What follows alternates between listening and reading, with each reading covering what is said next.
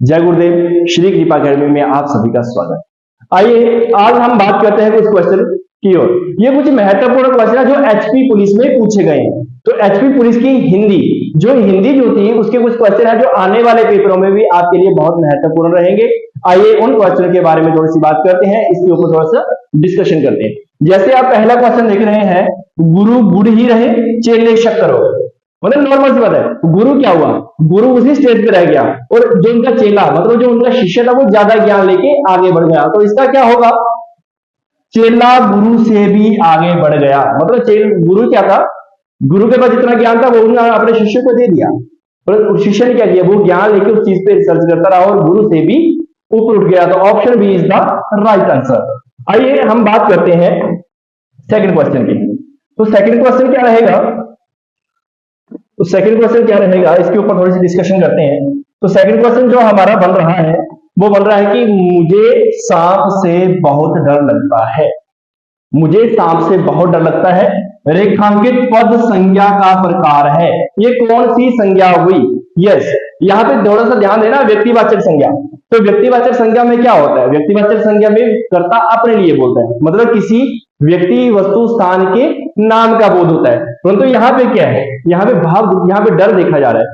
एक था जातिवाचक संज्ञा। जातिवाचक में क्या होता है, किसी वस्तु व्यक्ति या स्थान की पूरी जाति का बोध करवाया जाता है। परंतु यहाँ पे और द्रव्य में क्या होगा, द्रव्य चीजों का जो बोध होगा, जैसे पेट्रोल डीजल। तो यहाँ पे भाव देखा जा रहा है, भाव में डर आ रहा है कि मुझे सांप से बहुत डर लगता है। तो डर मतलब यहाँ पे भाव आ रहा है। भाववाचक संज्ञा क्या होता है, जिसमें क्या देखा जाता है, रंग रूप आकार दशा दिशा। तो यहाँ पे भाव देखा जा रहा है कि डर का भाव यहाँ पे रहेगा। तो option B is the right answer. आइए अभी अगले क्वेश्चन की ओर चलते हैं। अगला क्वेश्चन क्या रहेगा, इसके ऊपर थोड़ा सा करते हैं। ये आपके लिए हिंदी में बहुत इंपॉर्टेंट है, आपके आने वाले पेपरों में भी आपकी काफी ज्यादा सहायता करेगा। क्वेश्चन कुछ और हो सकता है परंतु पैटर्न यही रहेगा। अगला क्वेश्चन जो बन रहा है वो बन रहा है, मैं घर जाकर पढ़ लिया करता हूं। मैं घर जाकर पढ़ लिया करता हूं। इस वाक्य में मुख्य क्रिया क्या आएगी, इस वाक्य में मुख्य क्रिया क्या आएगी? तो यहां पे पहले जाकर, एक जाकर आया, एक लिया, एक करता, एक हूं तो सहायक क्रिया है, सामने दिख रहा है। क्रिया क्या होती है, जब मूल धातु के साथ ना प्रत्यय लगा दिया जाए। जब मूल धातु के साथ ना प्रत्यय लगा दिया जाए तब उससे बनने वाला शब्द क्रिया होता है। जैसे मूल धातु है पढ़, पढ़ के साथ हमने ना प्रत्यय लगा दिया पढ़ना। तो यहाँ पे जो मैं घर जाकर पढ़ लिया करता हूं, तो इसमें क्या है, पढ़ना जो है मुख्य क्रिया रहेगी। तो इसमें B is the right answer. Clear? अब आगे देखते हैं हम अगला क्वेश्चन। इस पे थोड़ा सा ध्यान रखना, ठीक है। मैं आपको बार बार ये चीज बोल रहा हूं कि पैटर्न सेम रहेगा, सिर्फ क्या हो सकते हैं कि नाम चेंज हो सकते हैं, बाकी बिल्कुल सेम रहेगा। आगे है, एक तुम ही थे जिस पर मैं भरोसा करता था। एक तुम ही थे जिस पर मैं भरोसा करता था। रेखांकित पद अव्यय कौन सा होगा? तो यहां पे क्या देखा जा रहा है, कोई भी चीज होती है, जैसे मैं एक तुम ही थे जिस पर मैं भरोसा करता था, नॉर्मल सा बोला, एक तुम ही थे जिस पर मैं भरोसा करता था। और दूसरी चीज में क्या बोल रहे हैं, एक तुम ही थे जिस पर मैं भरोसा करता था। मतलब ही यहां पे कहीं ना कहीं बल दे रहा है, ही इस वाक्य को बल दे रहा है। इट मींस बलदायक निपात। Option B is the right answer. आइए अगले क्वेश्चन की ओर चलते हैं। अगला क्वेश्चन क्या बोलता है, किस शब्द में संयुक्त स्वर का प्रयोग नहीं हुआ है? अभी ये बताइए कि संयुक्त स्वर होता क्या है। जैसे संयुक्त व्यंजन तो हमें पता होता है, जैसे हम व्यंजनों का वर्गीकरण ही करते हैं तो संयुक्त व्यंजन आते हैं, क्ष त्र ज्ञ श्र। मतलब संयुक्त का मतलब होता है मिश्रित, जो दो वर्णों के मिश्रण से बनते हैं। तो यहाँ पे बात की गई है संयुक्त स्वर, मतलब जो दो स्वरों के मिश्रण से बनेंगे उसे हम संयुक्त स्वर कहेंगे। तो यहाँ पे क्या बोलेंगे, किस शब्द में संयुक्त स्वर का प्रयोग नहीं हुआ, मतलब दो स्वरों को मिलाया जा रहा है। जैसे मैं बात करूं ए, ए में क्या आया, अदंत ई, ए आ गया, ये है संयुक्त स्वर, ये भी संयुक्त स्वर में आया। आगे क्या है, ओ, अदंत ओ। मैंने क्या बोला था कि दो स्वरों का मिश्रण, इन दोनों का हम मिश्रित कर दें, ए भी बन गया, ओ भी बन गया। औ भी आ रहा है, आ प्लस उ। अब मतलब ये भी संयुक्त स्वर है। यहां पे क्या रहा है अंग, यहां पे क्या रहा है अंग, अंग पहले आ रहा है, अंग अयोग बाद में आता है। इट मीन्स कि ये जो संयुक्त स्वर है वो ऑप्शन सी अंगद नहीं है, तो सी इज द राइट आंसर। आगे देखते हैं अगला क्वेश्चन हम आइए अगले क्वेश्चन की ओर देखते हैं। मैं इस समय कुछ कहना सुनना नहीं चाहता, इस वाक्य में मुख्य क्रिया क्या है? ये सबसे इंपॉर्टेंट क्वेश्चन है। हमने भी बहुत सारी आंसर कीज देखी, आंसर कीज में जो ऑप्शन आंसर की आई थी उसमें भी कहना सुनना आंसर दे रखा है, परंतु यहां पे क्या बोला गया है, मैं इस समय कुछ कहना सुनना नहीं चाहता, इस वाक्य में मुख्य क्रिया क्या है? यहां पे मैं कहना सुनना ऑप्शन आ रहा है, मतलब यहां पे जो राइट आंसर था वो चाहता है, वो चाहता है, क्योंकि कहना सुनना तो एक ही क्रिया हो रही है। यहां पे क्या बोले इस वाक्य में मुख्य क्रिया के बारे में, मतलब चाहता, चाहने की क्रिया हो रही है। It means D is the right answer, D बिल्कुल है, क्योंकि मुख्य क्रिया अलग है, कहना सुनना सिंगल क्रिया हो रही है, मतलब ना वो बोलना चाहता ना वो सुनना चाहता, सिंगल क्रिया। तो यहाँ पे विशेष वस्तु दे रहा है वो है चाहता, वो है चाहता। It means D is the right answer. अगला प्रश्न जो रहेगा वो क्या रहेगा, पक्षी शब्द का सही पर्यायवाची क्या है?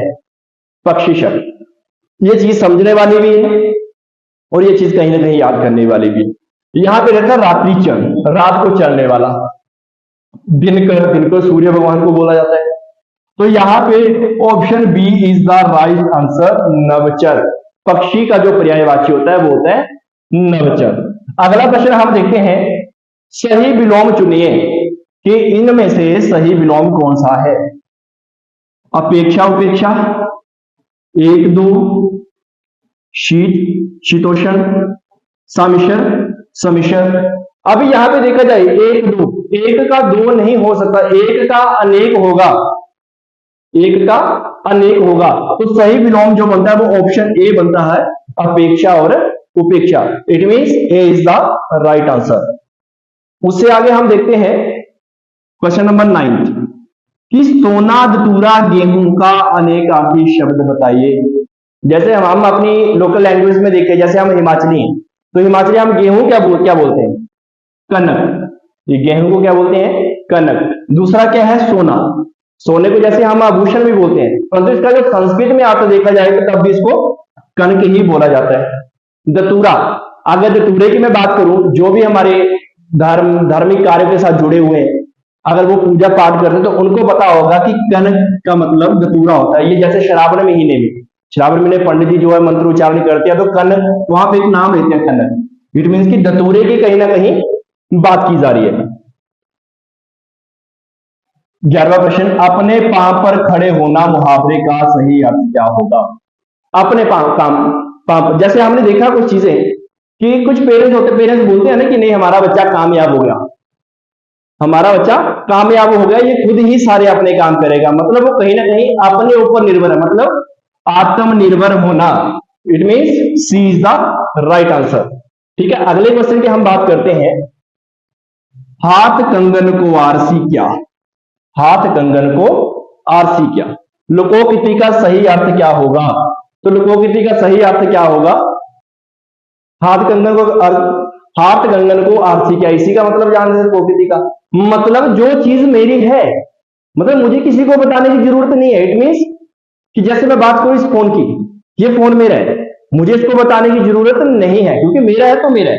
यहां पे बोला कि हाथ कंगन को आरसी क्या? लोकोक्ति का अर्थ मतलब प्रत्यक्ष को। अगर मैं बात करूं कि भगवान सूर्य, यहां पे हाथ कंगन भगवान सूर्य, आरसी क्या मतलब इसका जो हमें प्रमाण देने की जरूरत नहीं है, मतलब प्रत्यक्ष को प्रमाण की आवश्यकता नहीं होती। हम किसी को नहीं बोल सकते कि सूर्य भगवान है, शायद ना है, क्योंकि वो दिखते हैं। उसको क्या है कि प्रत्यक्ष को प्रमाण की आवश्यकता नहीं होती। अगले क्वेश्चन की ओर चलते हैं, भाषा की लघुत्तम इकाई। भाषा की लघुत्तम इकाई मैक्सिमम तो नहीं बोल सकता, मतलब लगभग 70% पर्सन ऐसे थे जिन्होंने ये आंसर गलत किया हुआ है, जिन्होंने ये आंसर गलत किया हुआ। मैक्सिमम ने क्या किया कि ध्वनि को टिक लगा दी, मैक्सिमम ने ध्वनि को टिक लगा दी। थोड़ा सा ध्यान देना, भाषा की लघुत्तम इकाई भाषा के शब्दों से बनती है। अगर मैं यहाँ पे ध्वनि की बात करूं, जैसे मैं बात कर रहा हूं तो यहाँ पे कोई चीज बनी, कोई भाषा बनी? नहीं बनी। तो यहाँ पे क्या होगा कि वर्णों को जोड़कर शब्द बनता है, वर्णों को जोड़कर शब्द बनता है। उसी शब्द को हम भाषा में यूज करते हैं। इट मींस की भाषा की जो सबसे छोटी इकाई है वो वर्ण है। जैसे फॉर एग्जाम्पल मैंने यहां भाषा ही लिख ली, मैंने ओनली भाषा ही लिखा, तो क्या होता है, वर्णों को जोड़कर क्या बनता है? शब्द। वर्णों को जोड़कर शब्द बनता है। तो यहाँ पे शाह क्या है? वर्ण। द शाह में आस लास्ट में अ आ रहा है, तो अ क्या है? वर्ण। तो भाषा की जो सबसे छोटी इकाई है वो वर्ण। इस चीज का कहीं ध्यान रखना, आगे जाके पेपर में काम आएगा। उसके बाद एक चांद का एक अर्थी शब्द क्या होगा? चांद। चांद किसको बोला जाता है? जैसे भगवान चंद्रमा, तो भगवान चंद्रमा को जैसे शिव जी के नाम सुने होंगे, तो शिव जी का एक नाम है मयंक, एक नाम है मयंक। इट मींस की Mayank is the right answer, option A. Option A जो है राइट आंसर है। उस क्वेश्चन नंबर 15 की ओर चलते हैं कि क्वेश्चन नंबर 15 क्या बोलता है? जो शब्द लिंग वचन कारक काल पुरुष के कारण परिवर्तित नहीं होते, ध्यान देना, जिसमें क्या होता है? लिंग वचन कारक काल जो है पुरुष के कारण परिवर्तित नहीं होते। ध्यान देना, यहां पे एक शब्द विशेषण, एक शब्द समास, एक शब्द विकारी और एक है अव्यय। विकारी शब्द की बात करूं तो विकारी शब्द में क्या था? संज्ञा, सर्वनाम, विशेषण, क्रिया, जो कि काल के अनुसार लिंग वचन कारक परिवर्तित हो जाते हैं, मतलब जो समय होता है उसके अनुसार परिवर्तित हो जाते हैं। दूसरा शब्द है अविकारी। तो अविकारी में क्या होता है कि अविकारी में जो चीजें आती है वो है क्रिया विशेषण, अव्यय, क्रिया विशेषण, संबंध बोधक, समुच्चय बोधक और विस्मय आदि। ये जो 3-4 चीजें हैं ये क्या होती है? लिंग वचन कारक काल, ये पुरुष के अनुसार परिवर्तित हो जाते हैं, इट मींस की D is the right answer, अविकारी। अविकारी का जो दूसरा नाम होता है वो होता है अव्यय। आइए अगले क्वेश्चन की ओर चलते हैं। अगला क्वेश्चन क्या बोल रहा है? हिंदी में कितने स्वर हैं? ये तो मैक्सिमम को पता ही होगा, जो पेपर देने बैठा उनको पता ही होता है कि हिंदी में कितने स्वर हैं? 11। कितने स्वर हैं? 11। बट वो 11 स्वरों को मैं थोड़ा सा इसको डिफाइन करता हूँ, वो 11 स्वर करते क्या है, कि 11 स्वरों को लेके क्यों आए? तो 11 स्वरों से ही हमारा पूरा का पूरा ग्रामर बना। अगर मैं लिपि की बात करूं तो लिपि की जो चिन्ह निकले थे वो स्वरों से ही निकले थे। जो लिपि 11 स्वरों में जो लिपि चिन्ह निकले हैं वो 10 चिन्ह निकले हैं, वो 10 चिन्ह निकले सिवाय अ के। अ में कोई भी चिन्ह नहीं निकला, परंतु अ से ही हमारा पूरा का पूरा ग्रामर बना था। पूरा कोई भी शब्द ले लो जिसमें अ की आवाज आएगी ही आएगी। इट मींस की D is the right answer. Hindi में कितने स्वर हैं?